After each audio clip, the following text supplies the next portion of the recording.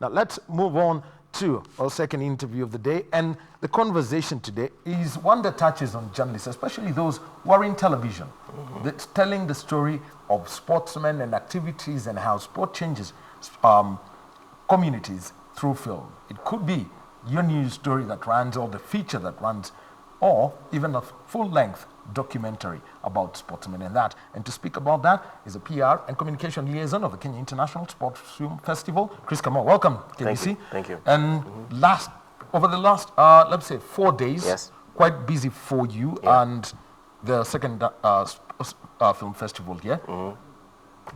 What have been the experiences of storytelling for the last 2 years? It's very interesting that people are actually telling their stories. We've had movies based on skateboarding, had movies based on base jumping. We've had movies based on deep sea diving, paragliding, all kinds of sports of all natures, even just rock climbing as well. You know, sports just cuts across the whole threshold. And what is it? People are actually documenting what they do, what they love to do. Because for some people, lots of people, sports is a way of life. It's a culture, it's a heritage, it's a tradition. They walk, they eat, they breathe, they live sports. So a lot of them have done, they've got like sort of like small docus based on what they do. You know, with the GoPro camera, you just strap it onto you, dive out of the plane, that kind of thing. And you're experiencing it in real time. And they have the courage and the conviction to want to share their stories with the world, which is something that we need to learn to do. A very good example is Against All Odds, about Kariobangi Sharks. If you watch that movie, you get very inspired, because it's true. Against all odds, they have found ways to turn their dream, their vision, into a reality, and even try to surpass the original goals. They're working with what they have. You know, they're working with the community, they're working with the surroundings, they're working with the team that they have, they're working with the goodwill. You just saw what happened the other day. Now they have a partner, as it is, because that partner believes in them, because they believed in themselves. And they were able to have the courage through King Marioki to tell their story. So, when it comes down to the telling of the story, I mean, it's almost become cliche these days. Africa, you need to tell your story. Africa is not the easiest place. It's not the easiest of places to travel.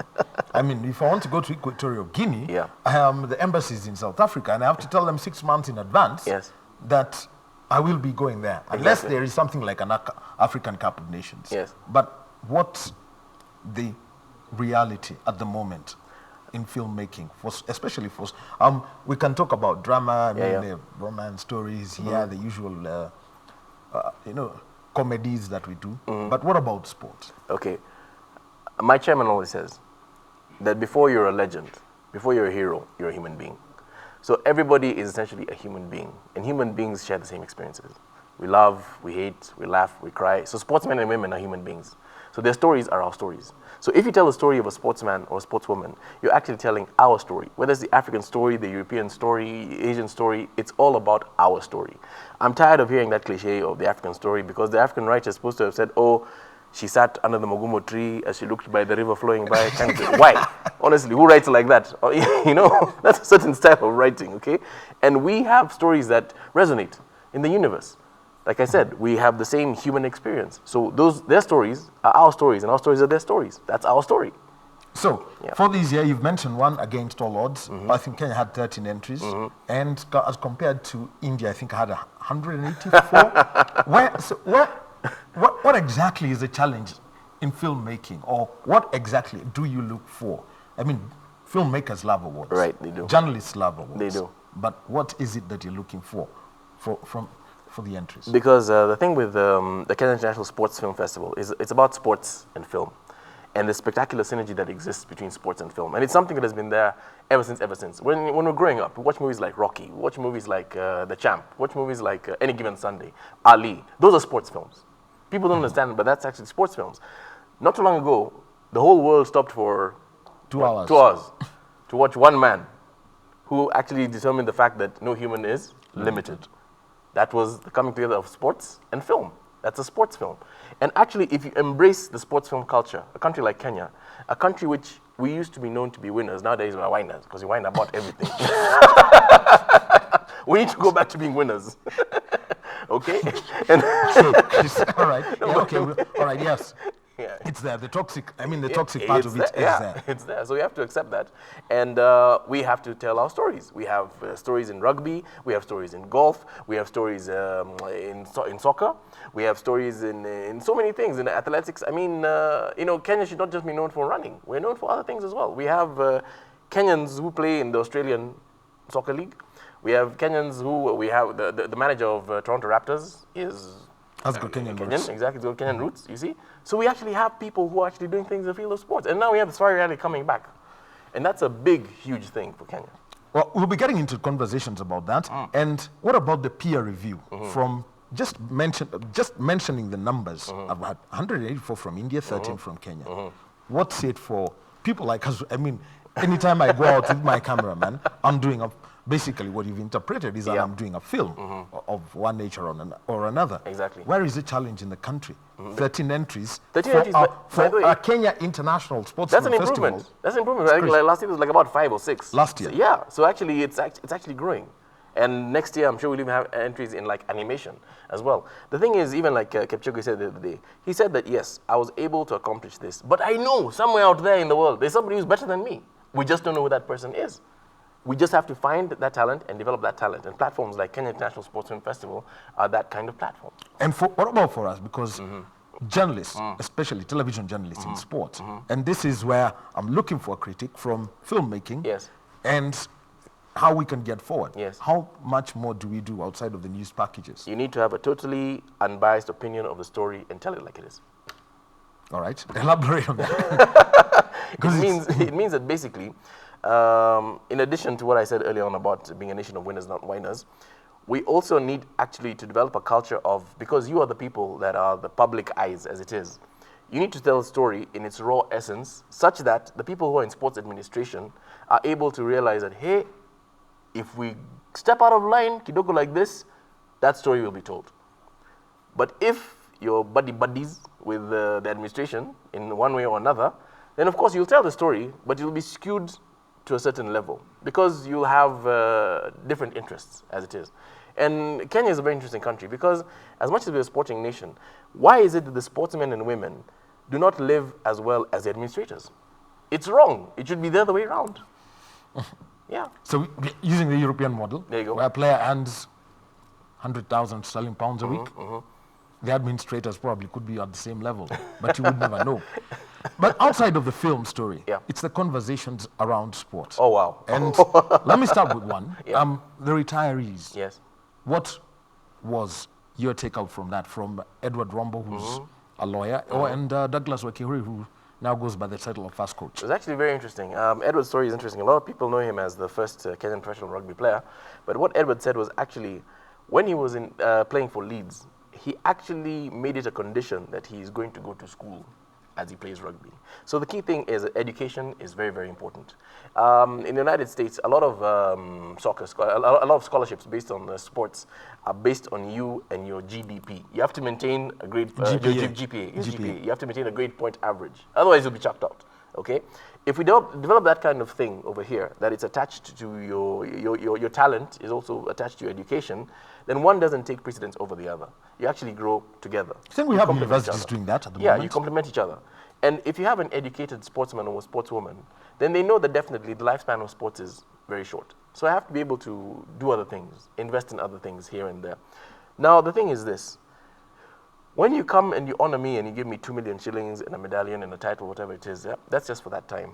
Now, if you want to really honor me as a sports person, give me something like I can go to Kenya Agricultural Research Institute and I'm able to choose 2 grade cows or something like that. I have some land somewhere that I can develop. I have some kind of recognition.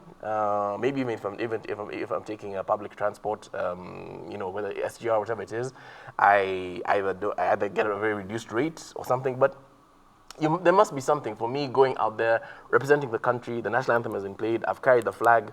Give me something when I come back home. Don't just garland me and give me mursik and end of story.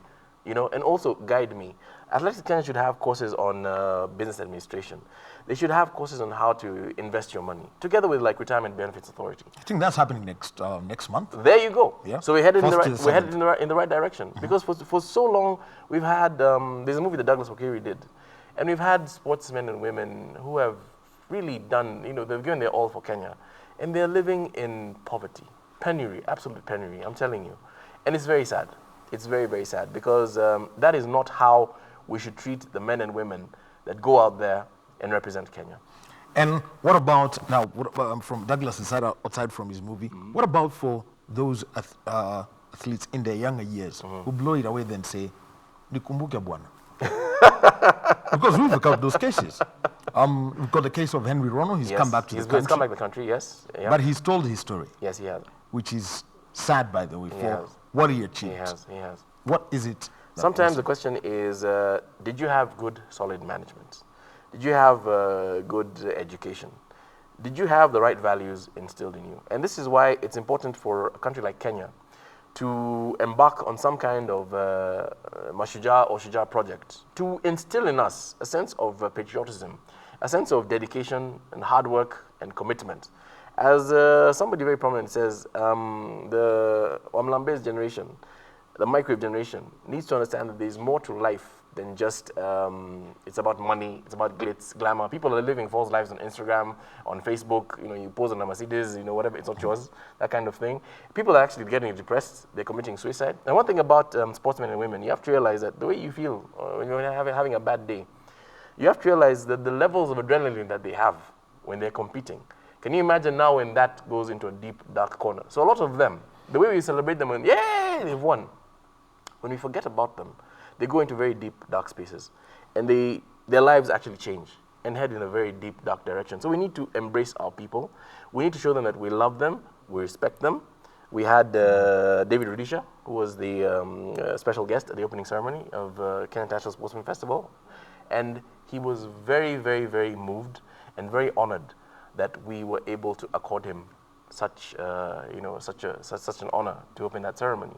And for those of you who don't know, David Rudisha was a big deal. There were corporates running after him not too long ago, the way they're running after Elliot. Yes. And even the thing with corporates is this: they love you when you're winning, but if you're caught somehow offside, that's it. That's it. You're forgotten. You're gone. You're gone. You remember Tiger Woods? Yes. Yeah, you saw it. Yeah, we won't to mention, but yeah. So, and for David Rudisha, he also had this slump. He did. And things went sideways, and he's open about it. Exactly. But you see, he's open about it.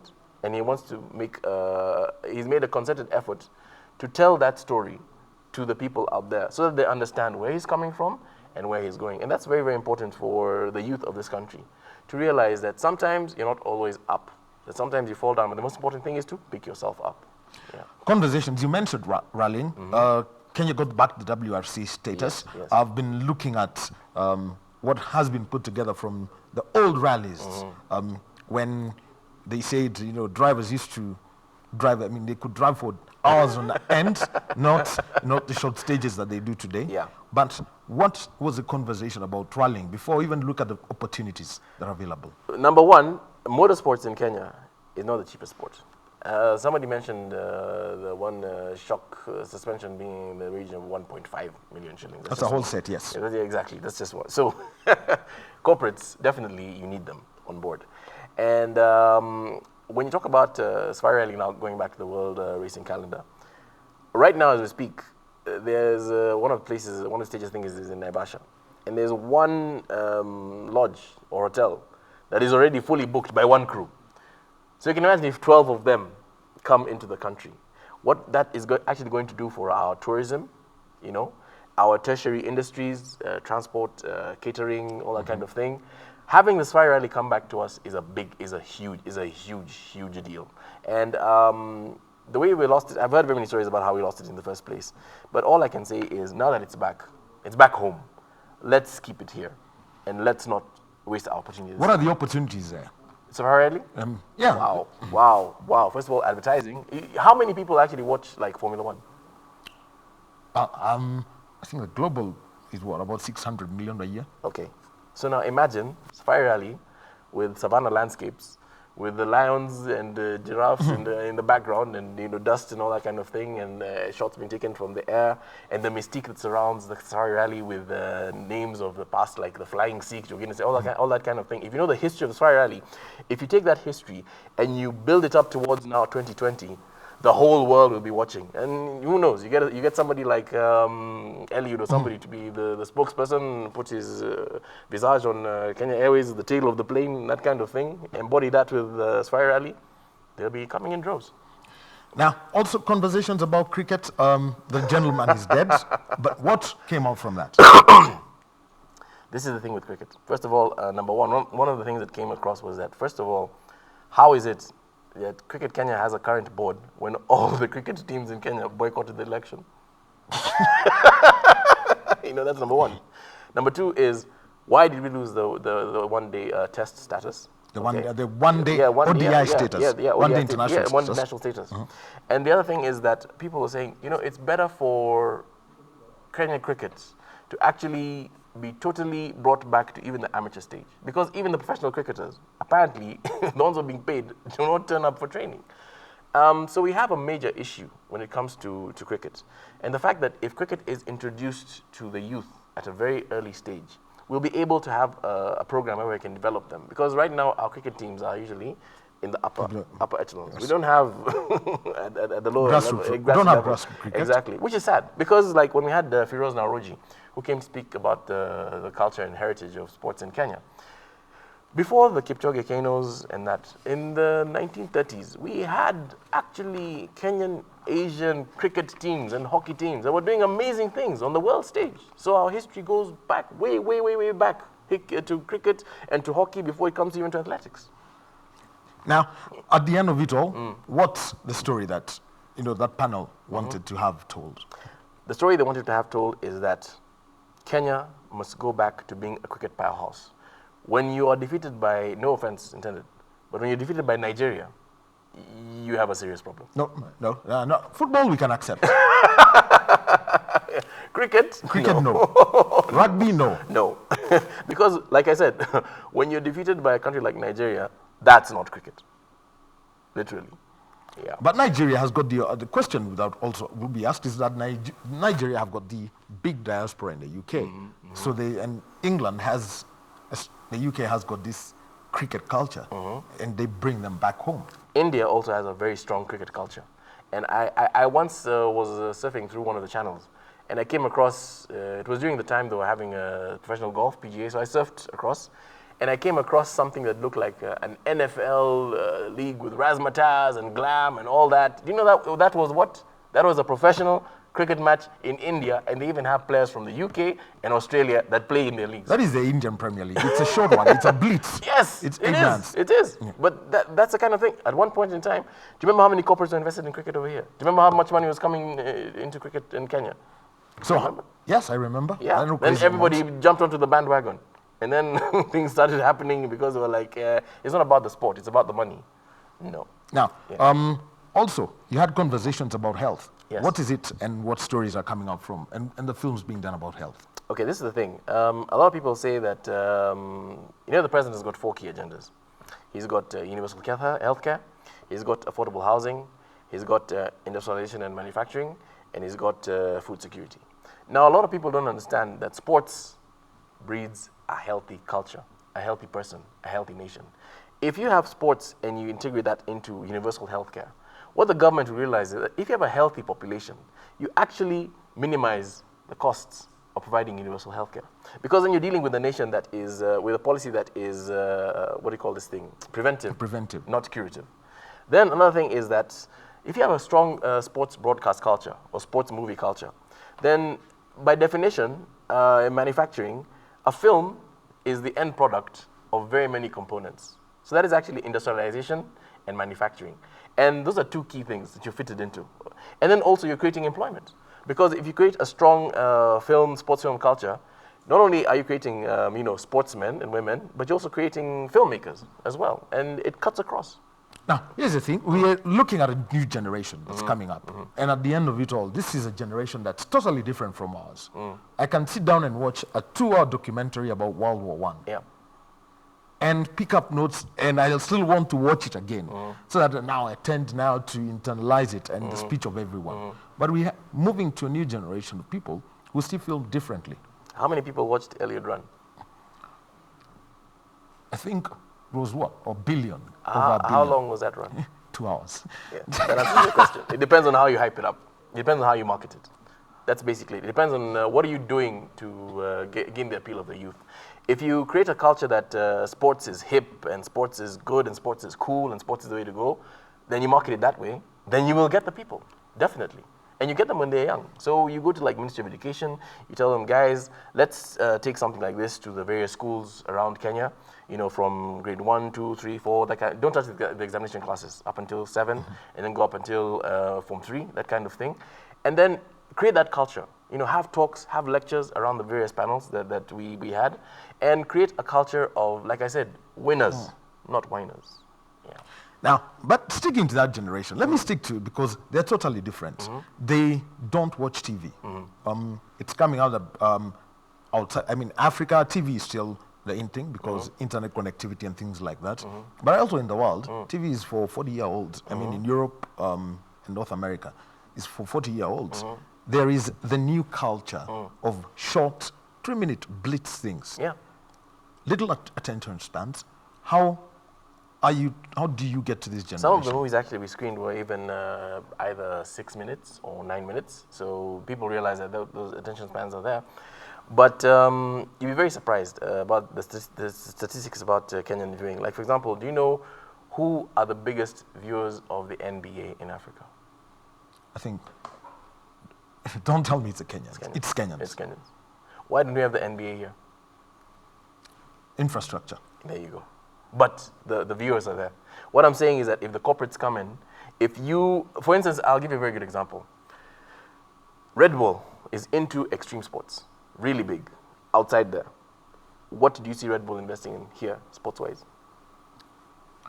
Can't see nothing. Okay, maybe I think Tour de Machakos, I'm not sure about that, but they do that, okay? Cycling. Yes, Monster, same thing.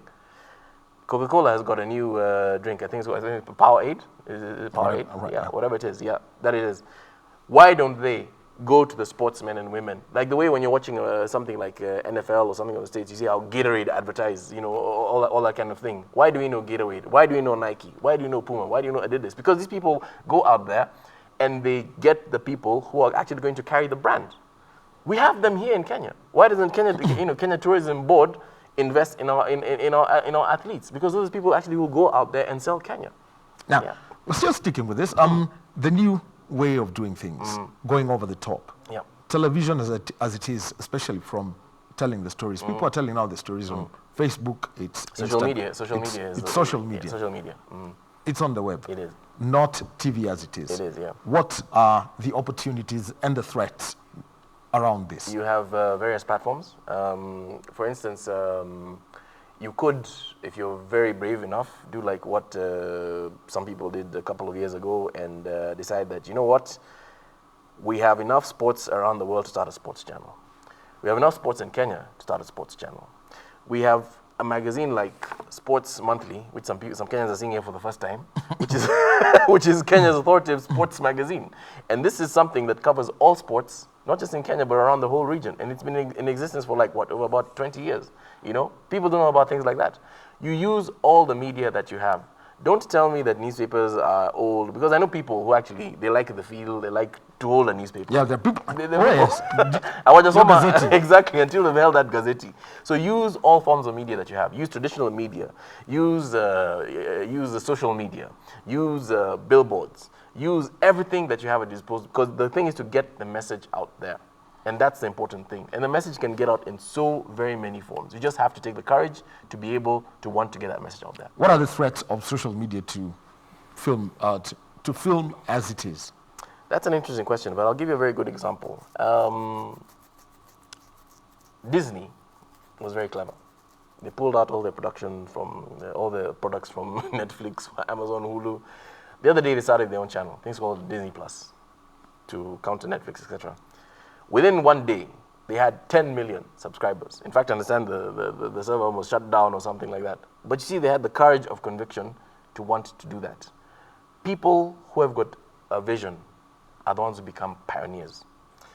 Very many years ago, a gentleman went to a company called IBM with a certain program. He said, look, I believe that the future of computing is personal computers. Yeah, you just go. He went out. That gentleman, his name was Bill Gates. That program was Word. The company he founded is a small little company called Microsoft, you might have heard of. Yeah. So you have to have that vision, you have to have that courage, and you have to want to take, the Chinese say, the journey of 1,000 miles begins with one step. With one step.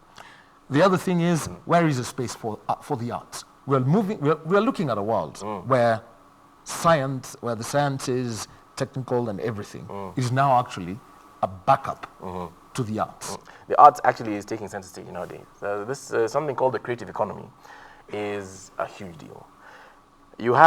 This is the reality of it. You have Bollywood, you have Nollywood, you have Hollywood.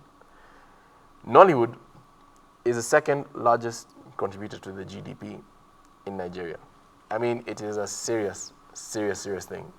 If we had the same kind of business approach towards filmmaking that Nollywood has, if we changed our culture as a nation and we were as patriotic as they are, because now we don't know about Oga and Igwe, you know, that kind of thing, yeah?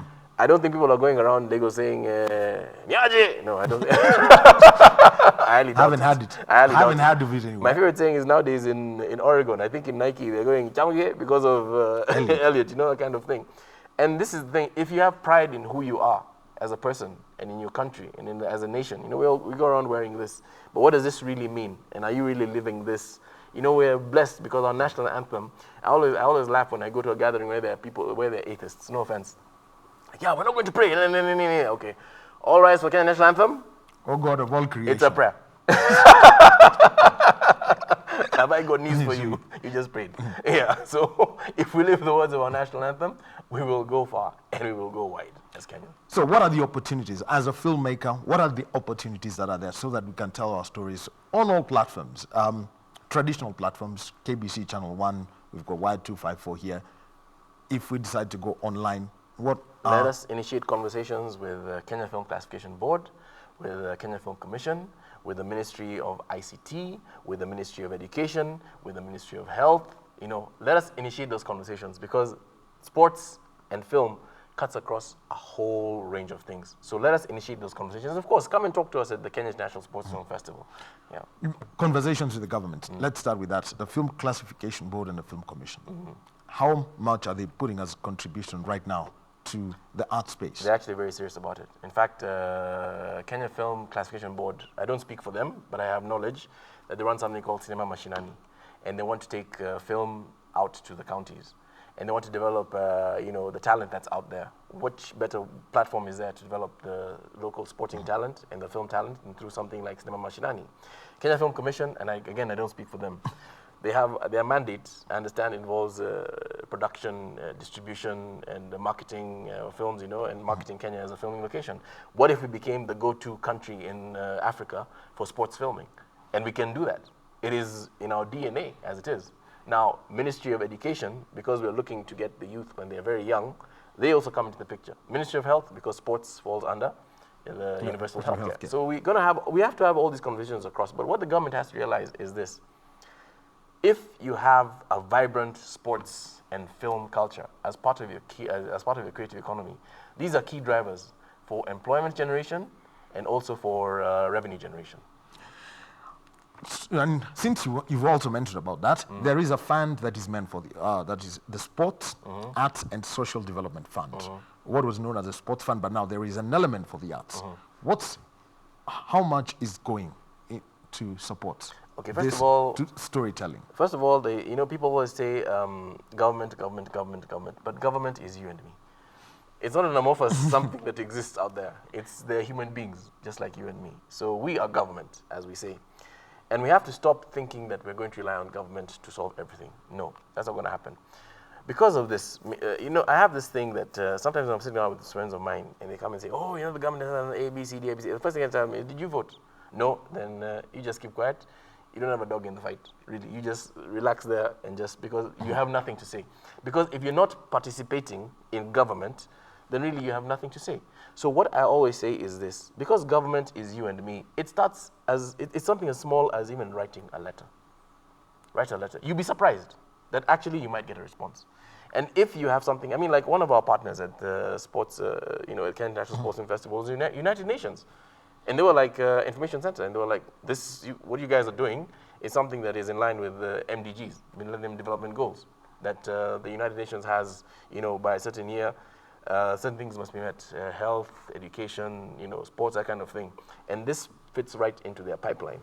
But you see, we had to go to them and tell them this is how this fits into your pipeline. I strongly believe that the Bill and Melinda Gates Foundation, because they invest in, they're always in things like malaria and all that kind of thing, get into sports, get into health, because that way you will actually get people to be healthy and to be sports conscious, and that develops a nation. Well, the reason I ask about this fund is the moment included the arts, it's basically targeted the youngsters. When you target the sports, it's the youngsters. So outside of this, from your experiences and from the conversations that you've had with the sports ministry, the ICT ministry, and also with other parastatals, what opportunities are there for funding for all those who are young? Now, that's the thing about that fund. You see, just like other countries around the world, a lot of that money that goes into that fund is from the betting organizations, et cetera, et cetera. And there are certain religious groups, that kind of thing, that will think twice for various reasons about taking money from betting organizations or organizations that sell alcohol for obvious purposes. So the government should actually earmark a certain percentage of the money that's going into that fund that is actually straight from the government, and the other, and you clearly make that very clear that this is coming from those this other, is kosher, this is not kosher. This is kosher, this is not kosher. Because that way you'll have involved everybody in it. And then the other thing is that when money is allocated to a certain activity, do not divert that money. Let it be cast in stone, that if this money is for sports, it is for sports. If it is for this, it is for this. It's like, I've had conversations with very progressive MCAs in other counties and all that, and even governors as well. And they say that, Chris, as much as we want to support the arts and culture and all that kind of thing, I know the value of arts and culture. But when it comes to that budget, and you start saying, okay, now we will take 30 million to the local soccer team, somebody's going to wake up and say, hey, but there's a barabara that needs to be done. But you see, that money is for that soccer team. But in order for you to avoid being impeached or whatever it is, you have to allocate that 30 million to the road. To the road. Exactly. So that is, if money is allocated to a certain activity, to a certain objective, don't let that money be diverted. Because that way, there's accountability, and you can see where that money is going and what it's doing. Yeah. Now, for us, and this is what I was talking about, for us in this business, what are the opportunities going forward that you've picked out from conversations with filmmakers from Kenya, from India, from South Africa, from Uganda, Ethiopia, Tanzania? First of all, sports journalism is something that is a lot of people can actually aspire to. That's very, very important. I've had conversations with sports journalists as a result of this, and sports is a multi-billion-dollar industry. There are Kenyans who are quietly living very good lives and making lots of money because they're either selling athletes or whatever, but they're very quiet. You don't know about it. But they are making a lot of money because they realize that sports is a multi-billion-dollar industry.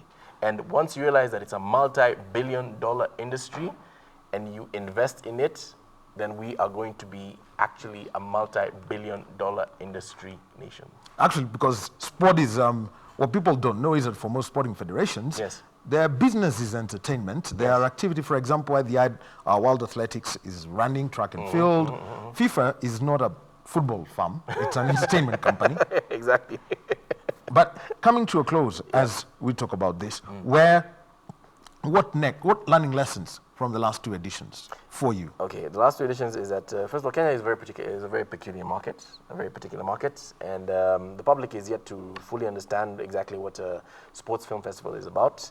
And what we are going to do is now we are going to take it to the Kenyans. Like I said, we're going to start talking to the schools. Exactly. There you go. Whenever they're having assembly, and you don't do it on a Saturday or Sunday because that's optional. You go there during the school week when it's part of the curriculum. And we do this because these kids, not just kids, but Kenyans in general, need to see these films. They need to understand what it is to be an athlete, how you wake up early in the morning, how you train, how it doesn't matter who you are, how many medals you've won. If it's time for you to wash the toilet, it's you to wash the toilet. It's time for you to pick in the kitchen, it's time for you to pick in the kitchen. And it doesn't matter who you are, what you've done, it's all about teamwork. It's all about courage, determination, conviction, and patriotism. Now, that's the one aspect. And from the conversations, does this sporting administration in the country provide a good ecosystem for all these other activities that we're talking about? Now, this is the $64 million question. Because, like I always tell the chairman, whenever Kenya International Sports Film Festival ends, it actually begins. Because those conversations have to be followed up. So, from what we've got these past 4 days, we're now actively going to engage now and follow up. Because there has to be some kind of accountability. There has to be some kind of a way forward, a direction. Maybe if we're going to look at the sports policy, because this is what it is. You have to realize that Kenya International Sports Film Festival, we're actually bridging two worlds. We're bridging sports, and that's under Cabinet Secretary Ambassador Amina Mohammed, and we're bridging film, which is under Cabinet Secretary Honorable Joe Musheru. So those are two key ministries that somehow have to sort of come together in a way to take sports and film to the next level. And that's government cooperation. And when you have government cooperation, like I said, government is not as the amorphous creature. It's you and we. It is Kenya. Yeah. You, the cabinet secretary, was your guest last night. Yes. He was your chief guest last He night. was the chief guest, yes. The message that he gave towards. Now, unfortunately, due to unforeseen circumstances, he was unable to make it. But he did designate Dr. Ezekiel Mutua, MBS, who is the CEO of the Kenya Film Classification Board, to stand in his place. And the message that he gave was actually very, very encouraging. He supports the initiative that is the Kenya International Sports Film Festival. He supports the telling of sports stories through film. And he himself comes from a family that's got a very rich sporting tradition. His father was actually one of Africa's first professional golfers, the late Mr. John Musheru. And he is somebody who understands what it is to have a sports film culture. What people need to realize is that Kenya is a wonderful country. We are within 45 minutes of flying. You're either by sandy beaches, you're either by the highlands, snow-capped mountains, the desert, whatever it is.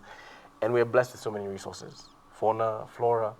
And we're also blessed with a lot of talent in the form of sports. And it's all sports. I'm not just talking about athletics here. It's all sports. I mean, now we're even in Kabaddi. Seriously. Yes. Okay? Yeah. And Road Ball World Cup champions. There you go. So, all sports. If we embrace this culture, the way countries like the Islamic Republic of Iran have done, we will be a nation that will be a beacon, not only for Africa, but for the world in terms of sports and in terms of sports films. And for those who are in the peer reviewing system at this film festival, how much higher is it going year by year? Oh, it's going higher. What I can tell is, like, yesterday we had a message from one of our, actually, the chief umpire or the chief juror, Madam Joaquim Oho, who was actually on the Emmys committee in New York. So it is going, the message is going out there. We had quite a few winners from outside of Kenya, including Netherlands and Argentina, and they even sent in messages. So it's going across the world. The thing is this about the film festival. It's not Kenya Sports Film Festival. It's the Kenya International Sports Film Festival. So even if Kenyans feel that they don't want to enter, others who feel that sports is a priority and that film is a priority will enter. We're not looking to see which is the best Kenyan film. We're looking Against All Odds was a wonderful movie, and it actually merited that win. The thing is, we're looking for sports films, because we believe that sports unites us, but sports films inspire us. So you want to tell your story, the platform is there, tell it. Be there for Kenya International Sports Film Festival 2020. Collaborations for the growth of this and to bring back that cliche statement, African stories told by Africans to the world. Like I said, there's partnerships. We've talked to the United Nations Information Center. We've talked to Ministry of Education. We have support from Ministry of ICT. We actually had our graphics were done by a very, very amazing company called Village Creative that has Andrew White behind it. And we have some very serious people who believe in this. We had a certain media house as a media partner as well. And these are very good indications because they believe that what you're doing is something that is important. Because what we realized is whenever we're holding a function like this, the first people want to go to are certain embassy, certain mission, EU, that kind of thing. Why do we always look outside first before looking inside? We should first look inside. And then, if inside is not working, then maybe go outside. But you see, the thing is this. We have within ourselves, with organizations like Kenya Film Classification Board, Kenya Film Commission, Ministry of ICT, Ministry of Sports, we have those things within us already. You know, NOC, for instance. We have them here, yeah. And now you can see that we're actually getting ready to join a very huge international sports film forum. So the Federation International, basically the International Federation of Cinema, and especially when it comes to TV sports. TV sports, and it's actually IOC recognized.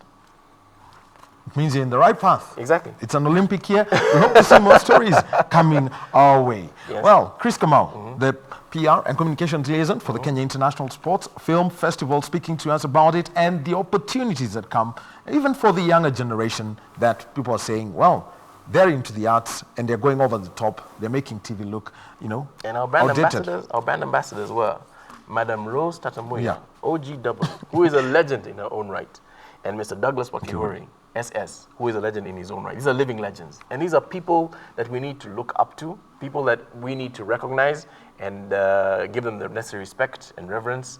They are living legends. Chris Kamau telling us about that, and we hope to see more stories being told and differently and at different platforms.